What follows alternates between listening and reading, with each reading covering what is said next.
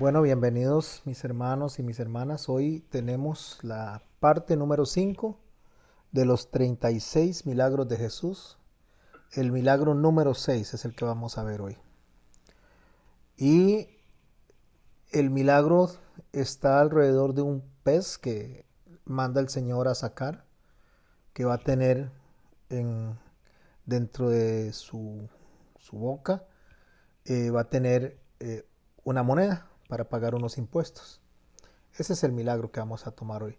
No debemos de olvidar que cada milagro está para mostrarnos a nosotros el reino de los cielos, mostrarnos el Mesías y mostrarnos el reino de los cielos, pero principalmente mostrarnos a nosotros lo que nos espera en cuanto al tipo de gobierno que el Señor va a dar dentro del reino de los cielos. El reino de los cielos que en manera práctica nosotros no la tenemos en este momento, sino en manera experimental. Lo que quiero decir es que el reino de los cielos en este momento no estamos de manera presencial, sino que estamos de manera experimental en el Espíritu. Pero desde ya, dijo el Señor, desde ya el reino de los cielos está entre nosotros. Primero dijo que el reino de los cielos se había acercado, que debíamos de arrepentirnos a nuestros pecados y el reino de los cielos está entre nosotros. En Mateo capítulo 17, en los versos 24 al 27, es que vamos a ver este milagro, el cual vamos a estudiar hoy de estos 36 que iniciamos ya hace algunas semanas. En el verso 24 de Mateo, si ustedes tienen su Biblia abierta y me están siguiendo, dice así: cuando llegaron a Cafarnaúm, vinieron a Pedro los que cobraban 2 dracmas y le dijeron: ¿vuestro maestro no paga los 2 dracmas? A manera de pregunta. Vamos a ir desarrollando, en realidad es muy corto el relato, son 3 versos, 24 al 27, pero en ese relato tan corto hay tanto significado, tanto mensaje, que nosotros no podemos pasar por alto cada palabra. Leí en el verso 24, cuando llegaron a Cafarnaúm, vinieron a Pedro los que cobraban los 2 dracmas y le dijeron: ¿vuestro maestro no paga los 2 dracmas? Vamos a ver, iniciar con la palabra Cafarnaúm. Ya lo había explicado en una oportunidad, en una de las clases, pero lo voy a volver a explicar debido a los que tal vez no lo conocen, la figura de esta ciudad, o a los que desean repasar la figura de esta ciudad. Cafarnaúm se compone de 2 palabras, Cafar y Naúm. Cafar significa la ciudad de, o el pueblo de, y Naúm es el nombre del profeta que Dios designó para indicarle a Nínive que iba a ser destruida. Recordemos que hubo un profeta que le predicó a Nínive para que se arrepintiera. Los ninivitas se arrepintieron, Dios los perdonó. De hecho, este hombre o este profeta Jonás fue a regañadientes, fue en contra de su voluntad, conociendo y entendiendo que la misericordia de Dios iba a ser aplicada a los ninivitas y que se iban a arrepentir. Entonces este hombre termina predicándole a Nínive y Nínive se arrepiente. Estamos hablando de Jonás. Pero 50 años después de que ellos se arrepintieron, vuelven a caer en la misma conducta idolátrica. Ese es el ciclo del ser humano. El ciclo del ser humano lastimosamente se arrepiente de sus actos, tiene una vida delante de Dios pues tranquila, agradable a los ojos de Dios, y después vuelve a caer, vuelve a suplicar al perdón a Dios, Dios lo perdona, vuelve a tener una buena vida, vuelve a pecar, y ese ciclo pasa en la mayoría de las personas.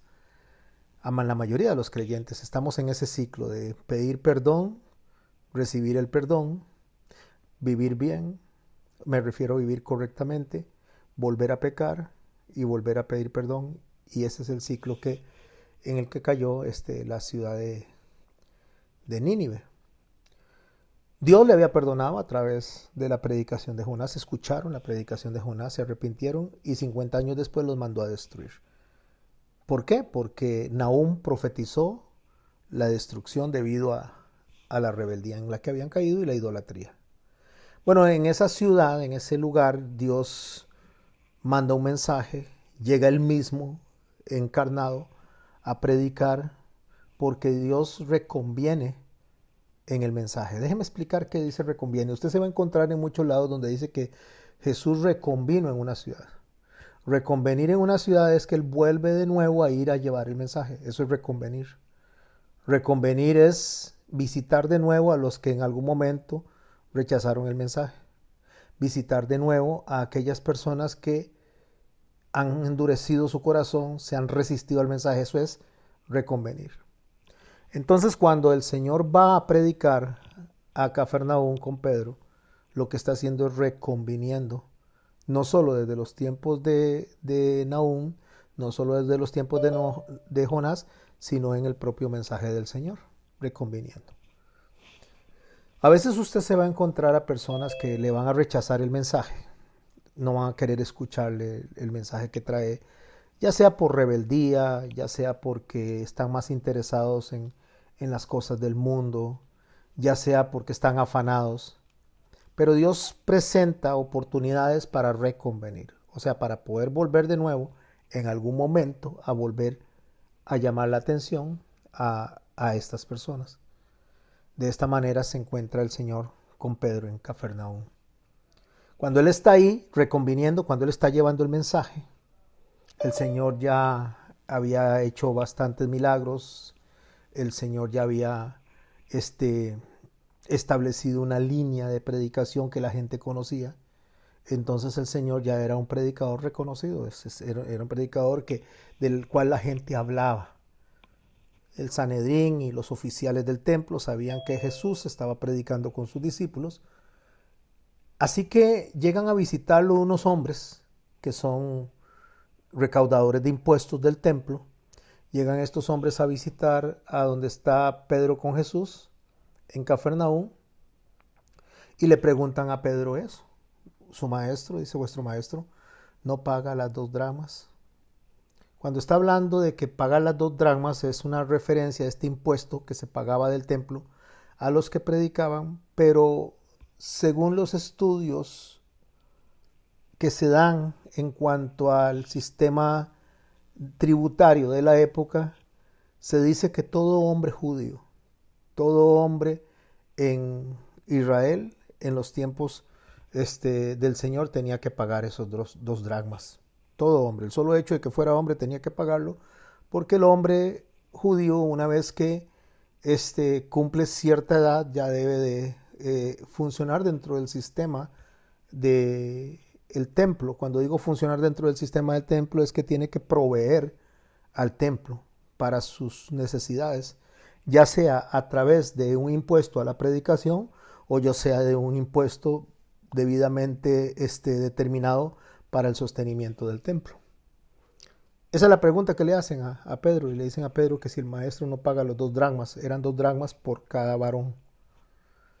Esta moneda, dracma, es una moneda de la Grecia clásica.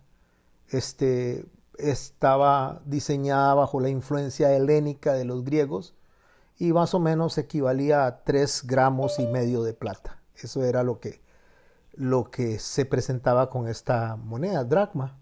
También habían dracmas de oro.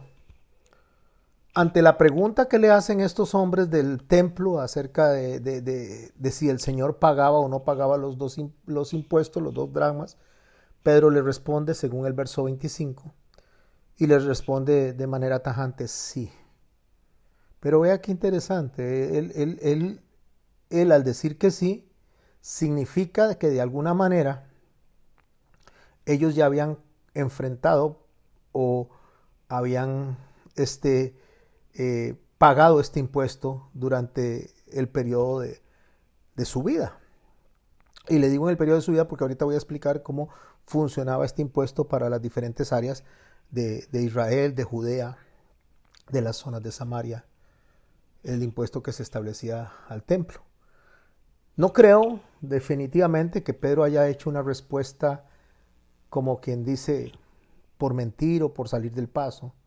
Cuando a él le preguntan que si el maestro pagaba los impuestos, los 2 dracmas, y él responde que sí, debe haber sido una respuesta sincera, una respuesta genuina, porque el Señor no lo reprende por su respuesta. Usted no ve ninguna reprensión hacia Pedro de que haya mentido, o que haya exagerado, o que haya querido en alguna medida tapar que ellos no estaban pagando impuestos, lo cual implica que el Señor Jesucristo cumplía con cada una de las leyes, tanto de la Torá para el reino de los cielos, como de las leyes de los hombres. Me refiero a que el Señor era un fiel testimonio de lo que Pablo escribiría posterior en la carta de los Romanos, donde dice que toda persona debe someterse a las autoridades superiores, porque por Dios han sido establecidas, y quien se resiste a los establecidos por Dios, a Dios mismo se resiste.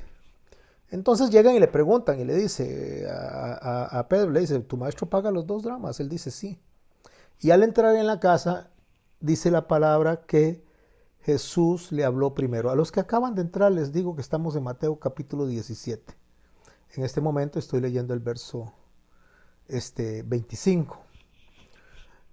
Al entrar en la casa, Jesús le habla primero. ¿Qué nos enseña a nosotros esto? Nos enseña un atributo de Dios en Jesús, que es la omnisciencia. O sea, antes de que Pedro le hable, ya él sabe lo que está pasando. Antes de que Pedro abra la boca, ya él tiene la respuesta, porque estamos hablando de Jesús en su cuerpo como hombre, pero sin perder sus atributos como Dios. Él se vacía, pero se vacía en cuanto a la inmortalidad para poder morir en la cruz. Él se vacía de el poder como para poder defenderse de estos hombres, haciéndose un frágil ser humano para poder morir, tener hambre, tener frío, tener las necesidades que nosotros tenemos, con el fin de enseñarnos a nosotros cómo debe funcionar el reino de los cielos desde aquí hasta que se establezca. Entonces Jesús le habla primero manifestando claramente su omnisciencia y le dice, le pregunta a Pedro, ¿qué te parece, Simón? Le dice, le toma consejo o le toma el parecer a Pedro, dice, los reyes de la tierra, y esto es muy importante porque él está en la tierra, está estableciendo el reino de los cielos, está iniciando el reino de los cielos, aunque no de manera, como le digo para nosotros en este momento presencial, sino experimental. De esta manera lo está ofreciendo, la gente lo está viviendo, lo está aprendiendo el reino como debe ser experimentalmente. Cuando digo experimentalmente, me estoy refiriendo a la forma en que lo vivimos. La fe, que es algo que vamos a estar tocando muy a menudo durante todas estas semanas. La fe es algo que comprende en varias áreas, principalmente en 3. Es cómo pienso, la fe es cómo actúo, o sea, cómo la vivo, y la fe también tiene que ver cómo la hablo. O sea, la fe es en la práctica debe ser una vivencia integral de mi pensamiento, de mis actos y de mi forma de comunicar. Por eso es que sin fe es imposible agradar a Dios, porque la fe no solamente es que crea, porque si yo creo, los demonios creen y tiemblan. Entonces, si yo creo pero no actúo según lo que creo, no estoy dentro del marco de la fe. Si yo creo y yo actúo según lo que creo, pero no pienso como creo, me refiero que mi pensamiento está divorciado de lo que creo, porque estoy diciendo que yo hago algo, pero lo hago sin estar en sintonía con mi pensamiento. Sí creo que Dios es Dios, que Jesús es Dios, pero en mi pensamiento, en mi interior, no estoy de acuerdo con algunas cosas, las hago porque Él es Dios. O sea, porque no me queda otra. Como quien dice, porque toca obedecer. No, el pensamiento, la acción y la comunicación de lo que soy debe ser integral. Eso es el todo. Eso es amar a Dios con todo. Mente, alma, cuerpo, fuerzas. Entonces, cuando él ejerce esta conversación que está teniendo con Pedro acerca de la pregunta sobre los reyes de la tierra. Él no está hablando como un rey de la tierra. Él está hablando como el rey de reyes, como el señor de señores. Pero hace una pregunta de cómo actúan los subordinados del rey de reyes y señor de señores. Esa es la pregunta que él hace. Por eso le dice, ¿qué te parece, Simón? Le dice. Los reyes de la tierra, ahí está excluido él. Porque él no es el rey de la tierra, él es el rey de todo, incluida la tierra, pero está hablando del universo, está hablando del cielo, está hablando de la creación, está hablando de todo. El rey, el señor, el omnisciente, el omnipresente, el todopoderoso está hablando ahí. Y le pregunta a los reyes de la tierra, le dice, ¿de quién cobran los tributos o los impuestos? Le dice. Como ellos están tocando la puerta para preguntarle si él pagaba los 2 dracmas, estos recolectores de los impuestos del templo, que les digo, todos los hombres tenían que pagarlo. Desde el hecho de que nacían varones ya tenían que pagarlo. Entonces se le pregunta, estos impuestos, esta carga tributaria, los reyes de la tierra, ¿a quién se la piden? Y pregunta, ¿de sus hijos o de los extraños? O sea, ¿a quién le cobramos? ¿Le cobramos los reyes a los hijos o a los extraños, a los que no son su familia? Pero le responde y le dice de los extraños. Jesús le dice entonces a él, le hace ver, le dice, luego dice, los hijos están exentos. Cuando está hablando de los hijos están exentos, el Señor Jesucristo le está diciendo a Pedro que Él está exento. Y Él está exento por una razón. Él está exento porque es el Hijo del Rey de Reyes. Él es el Hijo del Todopoderoso. Él es el Hijo del Creador. Él es el Creador. Él es el Logos. Él es el Verbo. Él es el que estuvo en el principio con Dios. Es Dios y era Dios y hizo todo por Él y para Él, según lo que describe Juan. Y a Él le están cobrando el impuesto, o sea, al dueño de todo. Y en la persona del Hijo, es que Él pregunta, entonces, si yo soy el Hijo, estoy exento, perdón. Por supuesto que está exento.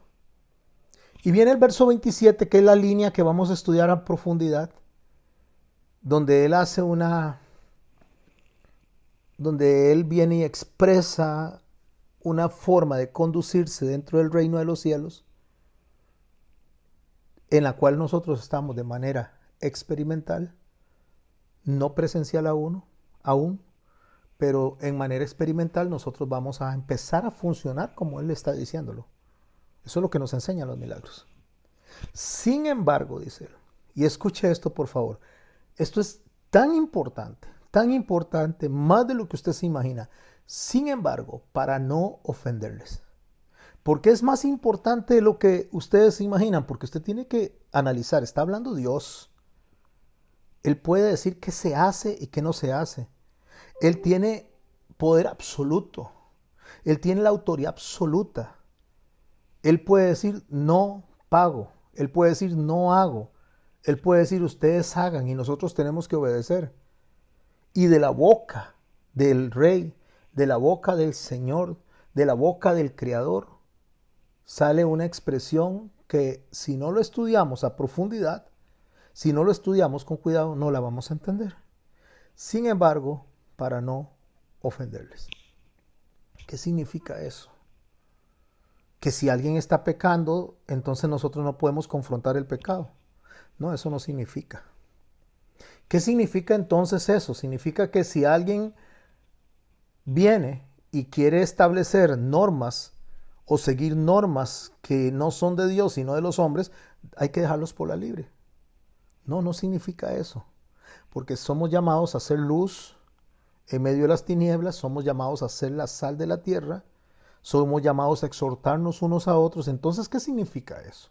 Sin embargo, para no ofenderles. Sin embargo, para no ofenderles significa entonces que yo me quede callado, que no diga nada. No, porque lo que Él está enseñando es una forma de actuar dentro del reino de los cielos, donde nosotros probablemente no hemos entendido los límites que tenemos. Porque nosotros hay límites que no podemos sobrepasar. Porque si sobrepasamos esos límites, nosotros estamos infringiendo la ley, una ley del reino de los cielos. Y se llama respeto. Pero este respeto que estoy hablando, que lo vamos a ir viendo conforme voy desarrollando el tema, este respeto no implica el aprobar el pecado. El respeto no es hacia el pecado. El respeto no es decir, bueno, yo voy a respetar el pecado y si estas personas están haciendo lo incorrecto en el reino de los cielos, para no ofenderlos, entonces vamos a dejar que sigan haciendo eso. No es eso. El respeto no es que a la persona no se le va a decir nada para que no se sienta ofendida y entonces no se enoje conmigo, y entonces como se enoja conmigo, entonces al final de cuentas estoy quedando en una posición mala delante de Dios. No, porque el Señor dice que debemos de tener, incluso a través de nuestro hermano Pablo, una defensa del Evangelio con denuedo. Tenemos que hacer una defensa del Evangelio, pero con respeto. Eso es muy importante. Y es la parte que vamos a estudiar hoy en este verso 27. Porque cuando él dice, para no ofenderles, ¿a quién se le está teniendo respeto? Hemos visto en los últimos tiempos, mis hermanos y mis hermanas, un desarrollo para la exaltación del Espíritu Santo. Ahora voy a tratar de explicarlo de una manera en la cual, por favor, no nos vayamos a confundir. El Espíritu Santo es Dios. El Espíritu Santo debe ser exaltado. El Espíritu Santo debe ser adorado. El Espíritu Santo debe ser reconocido, pero en el orden que Dios estableció. Porque el Padre envía al Hijo y el Hijo envía al Espíritu Santo. El Espíritu Santo nos habla del Hijo y el Hijo nos habla de Dios. El Espíritu Santo nos guía al Hijo y el Hijo nos guía a Dios. Por eso es que cuando Pablo le escribe a los filipenses, dice que por Él, hablando de Jesucristo, por Él, por el Hijo, se dobla toda rodilla y toda lengua confiesa que Él es el Señor. No dice que el Espíritu Santo se dobla toda rodilla y toda lengua confiesa que el Espíritu Santo es el Señor, aunque es Dios. Porque hay un orden establecido y hay que respetar el orden que Dios estableció. No porque el Espíritu Santo sea menos que Jesús, ni Jesús menos que el Espíritu Santo o Dios, porque ellos son Elohim, ellos son la Trinidad, ellos son Dios. Entonces, cuando estamos hablando de respeto, estamos hablando, para entenderlo un poco y tratar de ir aclarando qué es lo que está pasando dentro de lo que se está enseñando acá, que no es que usted no confronte el pecado, que yo no confronte el pecado, sino entender quién tiene la autoridad de la confrontación. Para entender eso voy a usar la figura del matrimonio. El hombre y la mujer fueron hechos a imagen y semejanza de Dios, es lo que nos enseña a nosotros el libro de Génesis. Varón y hembra fueron hechos, fueron creados. Y les dijo que iban a gobernar la tierra en conjunto, que son coherederos de la tierra, varón y hembra. Pero estableció un orden en el cual el varón iba a tomar una posición en cuanto a la administración. Por eso la mujer es diseñada del costado del varón, no porque sea menos, sino porque hay un orden de autoridad que se debe respetar. Cuando se habla de órdenes de la autoridad, estamos hablando de jerarquía. Entonces, dentro de la jerarquía donde el hombre y la mujer son iguales en dignidad delante de Dios, hay un orden para que no haya anarquía, o sea, para que se camine según lo establecido dentro del reino. De esa misma manera, siendo Dios Padre de la misma dignidad, fuerza, poder y digno de adoración que el Hijo y que el Espíritu Santo, Él establece un orden jerárquico en el cual el que guía a toda verdad, el que guía a todo convencimiento, el que habla de lo que Jesús enseñó es el Espíritu Santo. Y el que es adorado, el que es exaltado, es el Señor Jesucristo. Por eso Él dice que en el nombre del Hijo es que nos acercamos al Padre, por la revelación del Espíritu Santo. Cuando Él dice, sin embargo, para no ofenderles, Él no está hablando de no confrontación con el pecado, Él no está hablando de una no confrontación con las cosas que no corresponden al reino de los cielos, sino que cuando usted está predicándole a una persona, cuando usted está enseñándole a una persona y esa persona no quiere seguir los pasos, esa persona no quiere hacer lo que Dios manda, no es que no se le diga que está equivocado y que debe de arrepentirse.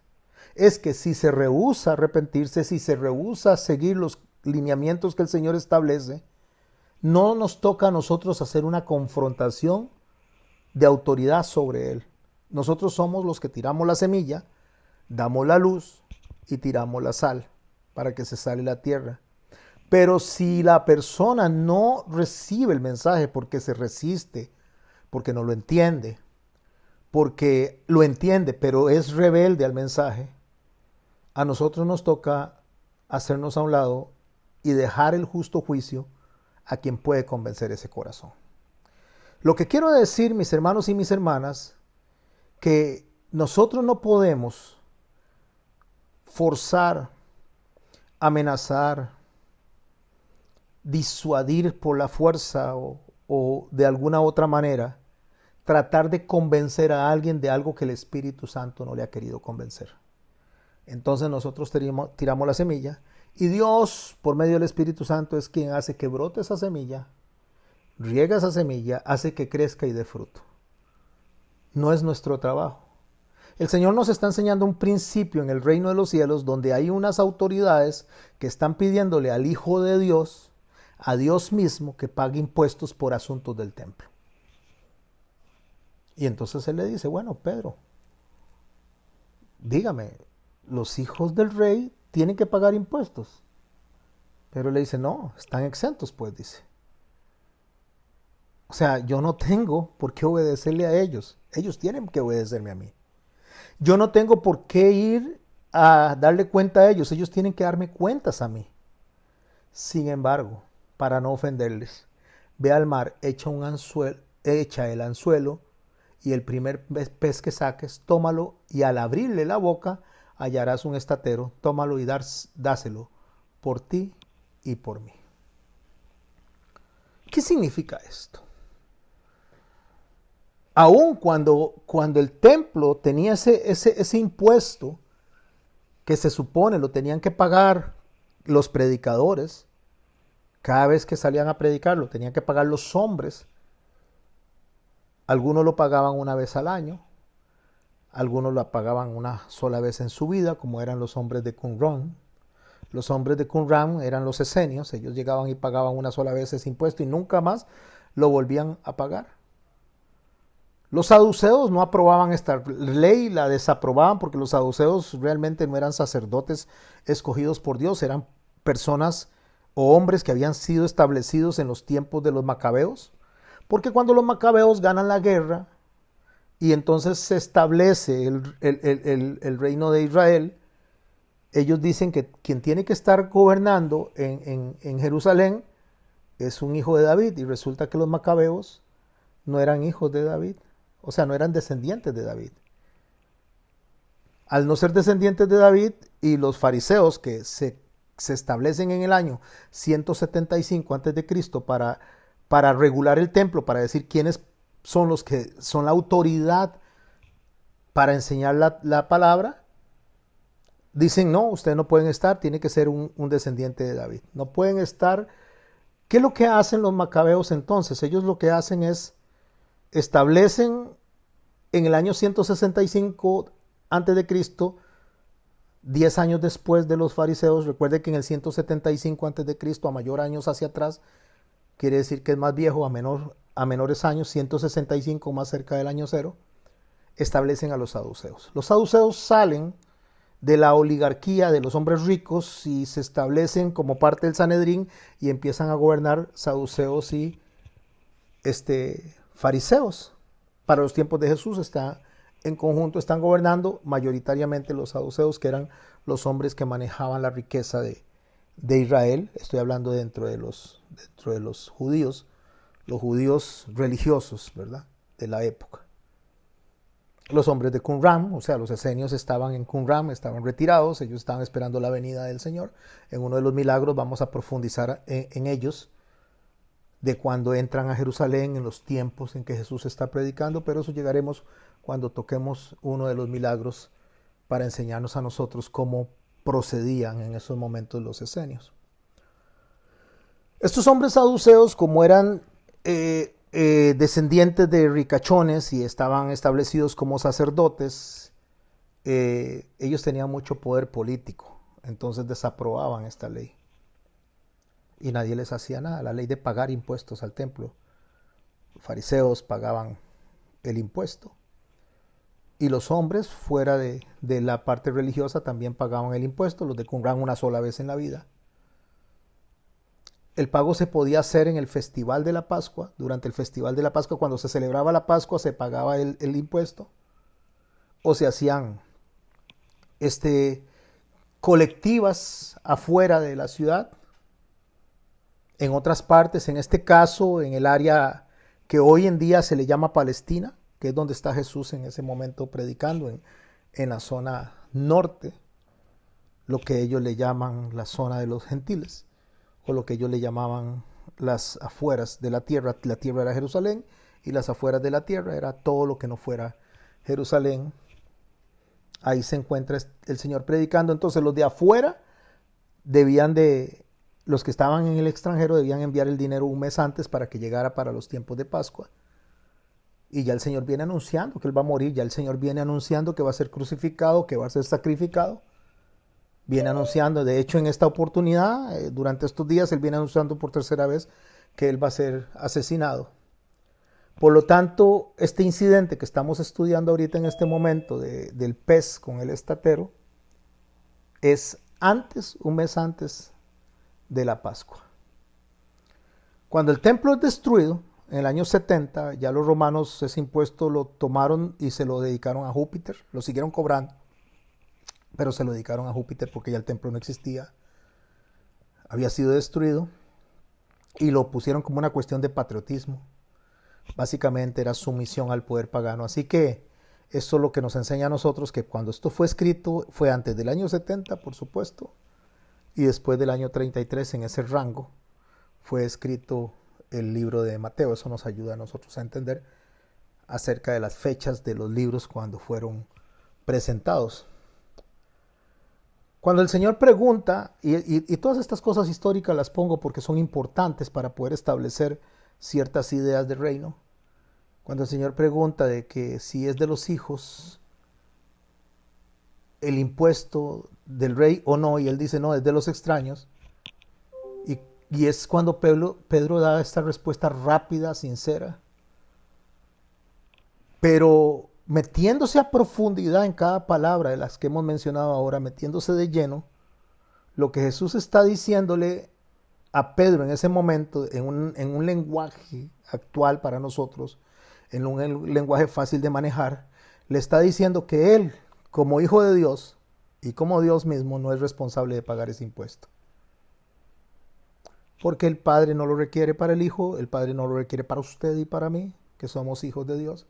Hay ciertas cosas que el mundo establece como requisitos, como impuestos. Voy a tratar de tirarlo, modernizarlo. Impuestos municipales, impuestos territoriales, cualquier impuesto que a usted se le ocurra venir a la mente, nosotros, los hijos de Dios, no deberíamos de pagarlos porque la tierra y su plenitud le pertenece a Dios. Nosotros le pertenecemos a Dios. Por lo tanto, en el reino de los cielos, cuando no estemos de manera experimental, sino de manera práctica, presencial, no se van a pagar impuestos. Eso es una de las cosas que no existen en el reino de los cielos y no deberían de existir. Pero el Señor dice, bueno, no soy responsable de pagar ese impuesto. De hecho, los rabinos estaban exentos de ese impuesto, los rabinos de Jerusalén. Lo mismo que los sacerdotes de Jerusalén. Aquí no se trata si estamos de acuerdo de pagar o no pagar el impuesto. Esto es lo que el Señor está diciendo, sino que no los vamos a ofender. ¿Qué significa eso? que aunque Jesús no estaba obligado a pagar los impuestos, bajo el principio que acaba de discutir con Pedro como hijo del rey, como hijo del Padre, como siervo, él y Pedro, está claro que no tienen que pagar impuestos. Sin embargo, dentro de esa frase, cuando él dice de una manera categórica para no ofenderles, sin embargo, para no ofenderles, el Señor enseñándonos a evitar las controversias, a reconocer la importancia de evitar las discusiones innecesarias. O sea, Él está dispuesto a pagar los impuestos para no ofenderles, no porque el pecado no se deba de ser confrontado, sino porque no se debe discutir por asuntos del mundo con la palabra de Dios. La palabra de Dios no es para discutir. De ahí que cuando usted ve en Facebook esas personas discutiendo unas con otras por aspectos de fe, no entienden el principio de evitar controversias, de evitar vanas discusiones, como lo dijo Pablo, porque nosotros estamos llamados para presentar la luz y no para meternos en discusiones. La palabra que el Señor está usando aquí cuando dice, sin embargo, para no ofenderles, es una palabra griega que se dice, a ver si lo puedo pronunciar porque yo no hablo griego, se dice scandalisei. Scandalisei es algo así como escandalizarse. O sea, lo que él está diciendo básicamente es que nosotros debemos de pagar el impuesto para no ser un mal ejemplo para las demás personas. Hay cosas, mis hermanos y mis hermanas, que dentro del reino de los cielos experimental hacemos para no ser un mal ejemplo. No discutimos con los hermanos de otras denominaciones para no ser un mal ejemplo. No se discute con el católico para no ser un mal ejemplo. No se discute con el evangélico para no ser un mal ejemplo. No se discute con los de otras religiones para no ser un mal ejemplo. Se dice, esto está mal o esto está bien, pero no se discute. Cuando dice que se hace una defensa con denuedo del evangelio, no está hablando de discusión, no está hablando de pelear, está hablando que se debe de hacer con la autoridad que nos ha sido dada. Y la autoridad que nos ha sido dada debe guardar un respeto hacia el que está al frente. Y el respeto consiste en que si yo le digo algo a ustedes, lo rechazan y no lo entienden, mi límite fue puesto, hasta ahí llego. Lo que pase de ahí para adelante le toca al Espíritu Santo. Y si el Espíritu Santo no convence a la persona, es porque el Espíritu Santo tiene planes más grandes de los que nosotros nos imaginamos.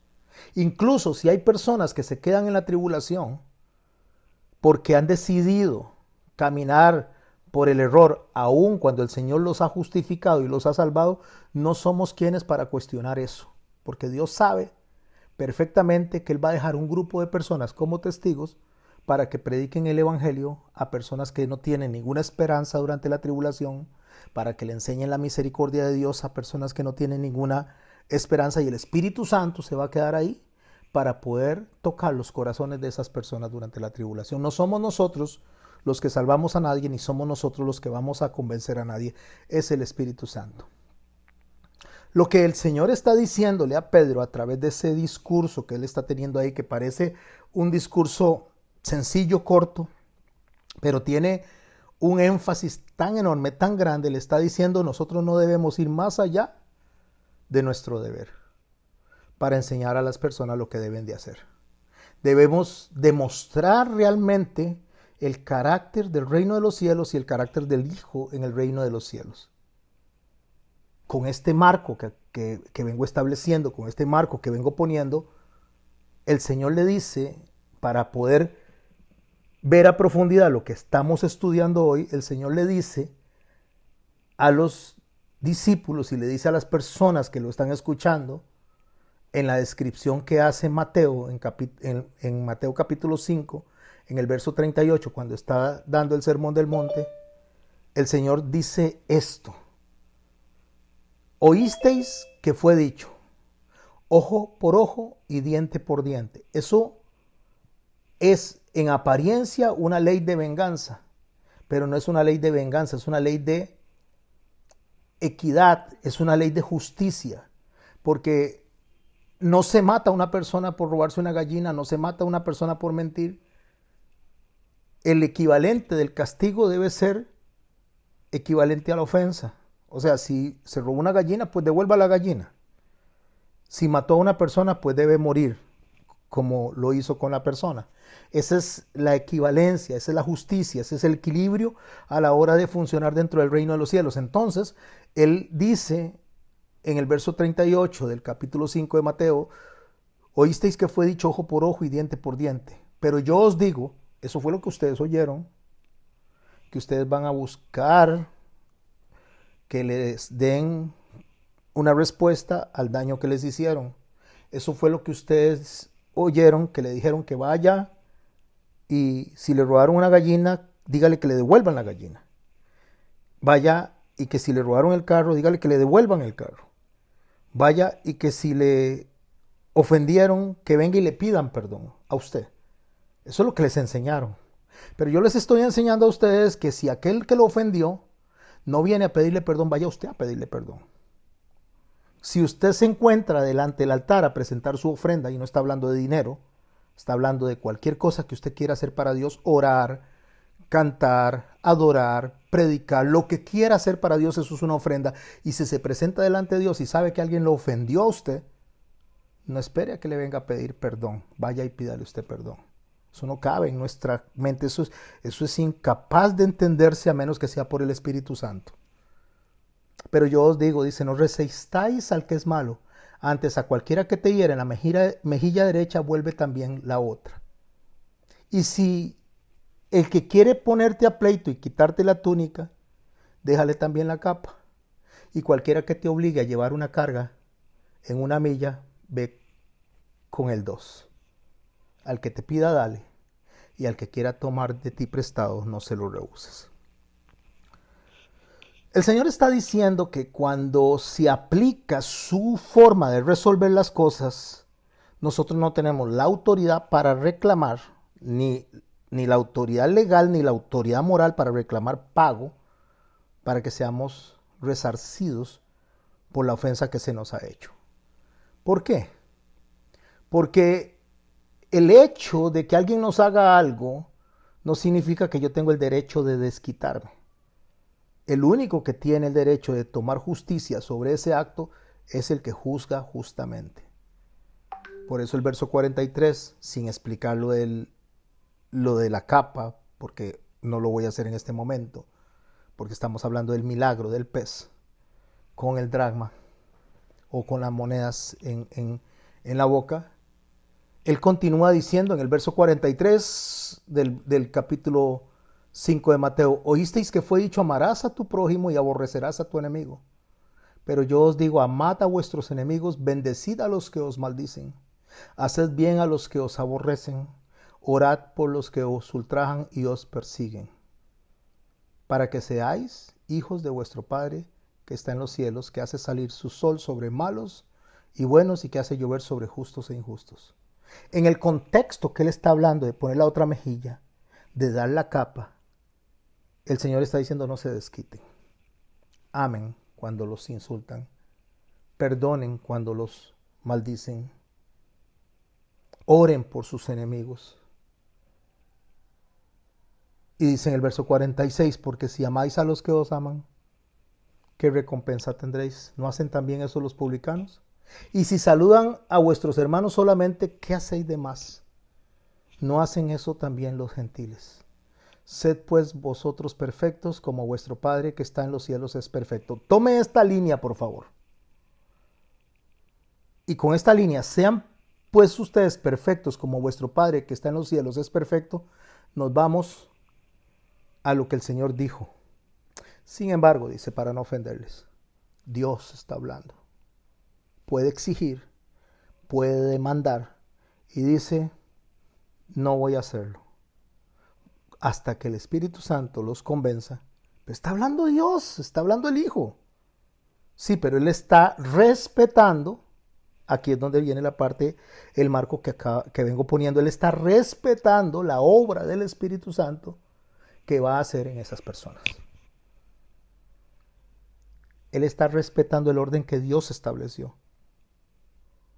Él está respetando que el Padre es el que envía al Hijo. El Hijo envía al Espíritu Santo, al otro Consolador. El Espíritu Santo nos lleva a toda verdad, nos recuerda lo que Jesús nos enseñó, nos convence de pecado para llevarnos al Hijo, y el Hijo nos lleva al Padre. Ese es el orden. Ese es el orden de alguien perfecto, como el Padre de los cielos es perfecto. Es el orden donde el hombre sabe que él debe de cuidar y proteger a su esposa porque Dios lo dijo, no porque su esposa sea menos, sino porque Dios lo estableció, aun cuando ambos son iguales en dignidad. Es el orden cuando se le dice a una madre que honre al esposo delante de los hijos, no porque el esposo sea más, sino porque hay un orden que Dios estableció para que no haya anarquía. Es el orden que se le dice a los hijos que honren a sus padres, aunque estos padres tal vez no sean consecuentes ni muy simpáticos con ellos, pero que hay que honrarlos para que no se rompa el orden que Dios estableció. Es aquel orden en el que el Señor le da al hombre la autoridad moral a través de Jesucristo, no del hombre, sino de Jesucristo, para poder cuidar por su familia. Y este hombre debe entender que él debe de cumplir con lo que Dios dice, indiferente de su opinión personal, y lo mismo que la mujer debe de cumplir con lo que Dios dice sin importar su opinión personal, y el hijo debe cumplir con lo que Dios dice sin importar su opinión personal. Porque eso hace perfectos a los que le siguen a Jesucristo, como Jesucristo es perfecto, y a los que siguen a Dios, porque también Dios es perfecto. ¿En qué nos hace perfectos? En no pecar, no en la conducta. Pienso, ¿se acuerda lo que hablé de la fe? Pienso como Jesús, actúo como Jesús, hablo como Jesús. Pero es interesante cuando él le dice a Pedro, pero vaya y eche el anzuelo. Y esto tiene una connotación tan importante, tan profunda, porque Pedro era un pescador profesional que usaba redes. Pero Jesús le dice a Pedro, vaya y eche un anzuelo. Un anzuelo, para el anzuelo usted tiene que poner una línea. Y debe ir a sacar pez uno por uno. No como un profesional, no como un empresario, sino uno por uno. Básicamente para Pedro esto es humillante. O sea, un pescador profesional que saca redes, que saca montones de peces, va a ir a pescar uno por uno. Uno por uno, de la manera que el Señor le está enseñando, vaya y pesque uno solo. Uno solo. No, mis hermanos, nosotros no somos llamados a ir a predicar a África, a las naciones. Nosotros no somos llamados a ir a predicar a Tailandia o a Eslovaquia o a China o a donde usted se le ocurra. Nosotros somos llamados a pescar individualmente. Habrá maestros, como en mi caso, que me toca enseñarle a un grupo de personas, como en el caso de ustedes, delante de mí en este momento. Pero no más de eso.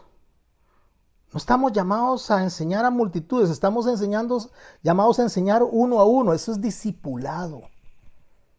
Que algunos tenemos el mandamiento del Señor, la orden del Señor de enseñar a un grupo. Pero usted no espere ser maestro de un grupo necesariamente. Puede ser de uno a uno, puede ser de su hijo, puede ser de su hija, puede ser de su esposa, puede ser de su vecino, puede ser de la persona que trabaja cerca de usted en la casa.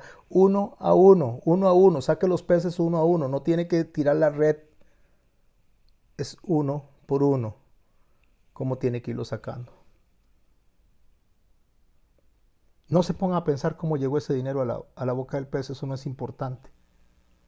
Lo importante es que el creador de todas las cosas estaba dando la provisión y Jesús estaba confiando en esa provisión milagrosa y le dijo a Pedro, vaya y tome la moneda que está en el pez, el estatero, y le das el pago por ti y por mí, porque tenían que pagar 2 dracmas. 2 dracmas era el pago de una de las personas. Y él estaba contando 2 dracmas por él y 2 dracmas por Pedro. Así que el Hijo de Dios, según lo describe Spurgeon, lo que estaba haciendo era enseñándonos a nosotros cómo iba a pagar por usted y por mí. Él daba la provisión, Él se entrega a sí mismo, Él entrega su vida y después la va a tomar por usted y por mí. Él está pagando por Pedro, que era incapaz de pagarlo, y Él está pagando por Pedro y por él.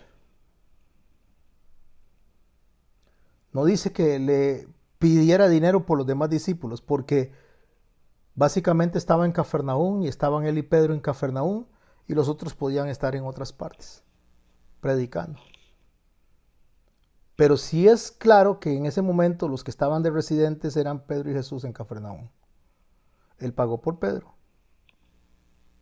enseñándonos a nosotros, mis hermanos y mis hermanas, que Él iba a pagar por usted de manera individual. Él iba a pagar por Max de manera individual, por Silvia de manera individual. Él iba a pagar por Laura, por Doris, por Will, por Carlos, por Aurea.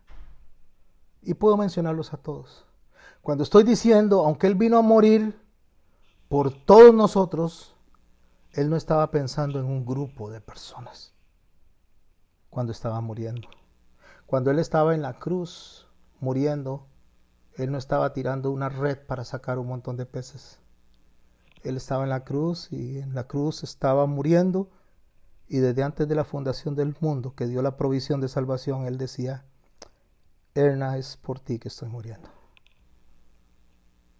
Él está en la cruz y Él no está pensando de manera global y general. Él está diciendo: Carmen, yo estoy muriendo por ti en la cruz. Mis hermanos y mis hermanas, el Señor está entregándose a sí mismo para poder representarnos a cada uno de nosotros de manera individual en el día del juicio. Se entregó a sí mismo porque nos amó. Entregó su cuerpo en ofrenda y sacrificio a Dios en olor fragante, cumpliendo el ser la primicia de todos nosotros, justificándonos por la fe, mis hermanos, para que tengamos paz para con Dios por medio de Él. Justificándonos con la fe significa que yo debo de pensar como Él, debo de actuar como Él y debo de hablar como Él. Y el que no conoció pecado, que por nosotros se hizo pecado, con el fin de que fuéramos hechos justicia a Dios en Él, cumplió todo sacrificio por usted y por mí. Así que, mis hermanos y mis hermanas, la enseñanza principal, básica de este milagro se llama respeto. Sin embargo, dice, para no ofenderles, Dios habló. Vaya Pedro, voy a traducirlo a nuestro idioma. Vaya Pedro, usted no tiene que pagar impuestos, yo tampoco. Pero tan importante es usted, Pedro, para mí, como lo son los que están tocando la puerta allá afuera. No lo lastime. No piensan igual que usted y que yo, Pedro. Piensan diferente. Creen que tienen que hacer cosas que no les mandé a hacer, porque eso no lo mandé a hacer yo. Están haciendo lo que no les mandé a hacer, pero deje eso al Espíritu Santo. Respete el trabajo del Espíritu Santo.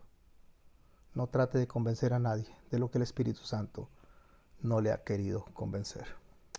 Padre bueno, santo y maravilloso, hermoso Señor.